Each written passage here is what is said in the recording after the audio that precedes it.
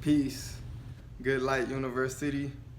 I am a Spigwit, aka the Water One, and today I just want to talk about the metaphors and the symbolism of astrology that can be found almost in anything.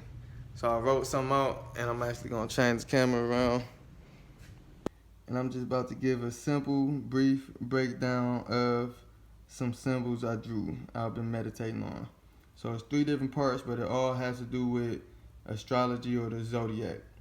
And I'm only dealing with the 7 visible planets: Sun, Moon, Mercury, Venus, Mars, Jupiter, and Saturn. So as many different ways this can be interpreted and different contexts it could be taken in. So this is just one of many. But starting with the chakras, I correlated the 7 planets. And I didn't know exactly which order, so I went from furthest from the sun to closest. So we have Sun, Moon, then Mercury, then Venus, Mars, Jupiter, Saturn. So I wrote 1 through 7, but also if we go the opposite way, 1, 2, 3, 4, 5, 6, 7, you go up or down. There's no right or wrong. There's no this is where it starts. It's a circle. It can start anywhere. But what I noticed when I was doing that, I'm like 1 plus 7 equal 8, 2 plus 6 equal 8. All of them equal 8. But when you get to the middle, it's 4 plus 4. It's the perfect balance. You got 4 on this side, 4 on that side equals 8. And I thought that was just interesting how it connects at the 4. The 8, which is also in numerology, 8 symbolizes infinity. You know, things like that. So being that the 4 connects it, and the 4 is Venus, which is also representation of Libra. And Libra, if anyone knows, is the scales, the balancing scales. So it's something that the heart chakra, which is Venus, which is right in the middle, is balancing both ends perfectly. So these are just little things. I noticed you could take whatever you want from it. I'm just sharing my meditations. But more things I noticed.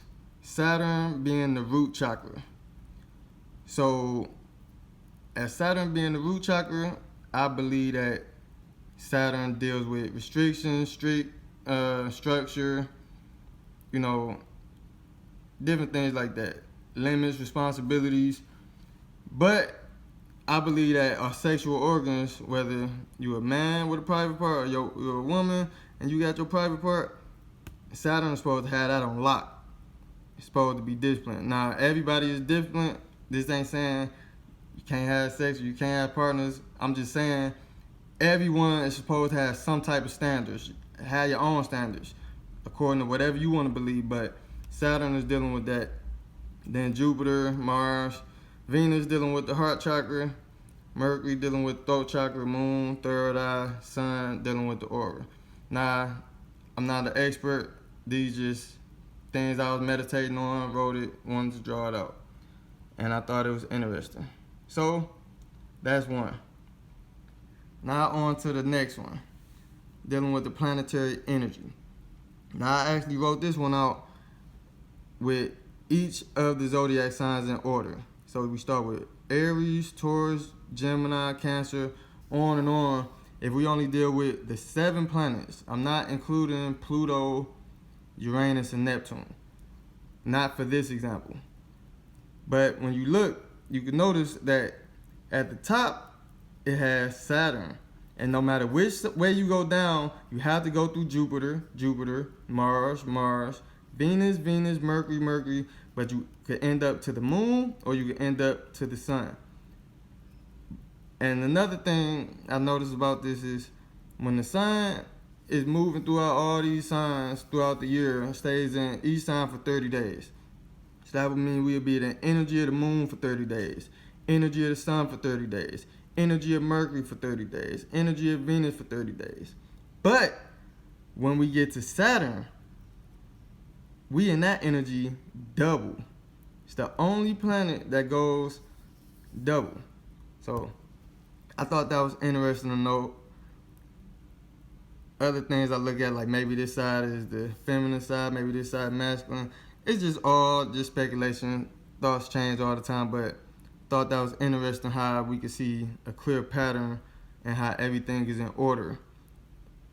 So that's it for that one. And this last one at the top, I wrote the 4 beasts in the book of Revelation, the fixed cross. Now this truly don't got nothing to do with the Bible, but it was written in the Bible. But I'm just looking at the symbolism. It's talk about a creature with 4 faces on each side. One has the face of a lion, one has the face of a man, one has the face of a bull or a calf, and then one has the face of an eagle. So naturally, being that they all cross from each other, I was able to look in the zodiac and see man is opposite the lion. So I'm like, okay, damn, this sounds like astrology. Then you got the Taurus or the bull opposite this eagle. Now, only thing is Scorpio is usually, they say, the scorpion. But you can easily Google and see that the eagle is another sign or symbol used for Scorpio. And anybody that's familiar with the Scorpio energy, it should be easy to just know in your head how the eagle could connect. But this is all my speculation. And could have used Pluto, but I used Mars because of the energy. So Mars is opposite Venus. I put male and female, but this could be masculine and feminine energies opposite from each other, okay? And then you got the sun, which could be the son of God or God, versus Saturn, which could be Satan. Now, when I use these terms as far as Saturn and Satan, it's not necessarily saying anything is good or evil, like how some religions might say. This is speaking using metaphors, using just the balance of energy.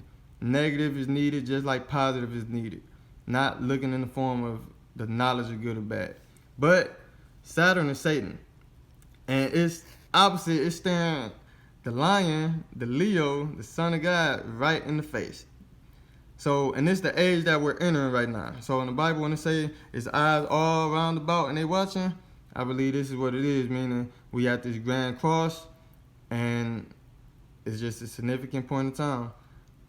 I got a lot of different meditations, different thoughts on it, but I just really wanted to share just the basic meditations on it. It could go real deep, but I just wanted to give an explanation for anybody who is looking at the picture and wanted to kind of understand what it was a little about.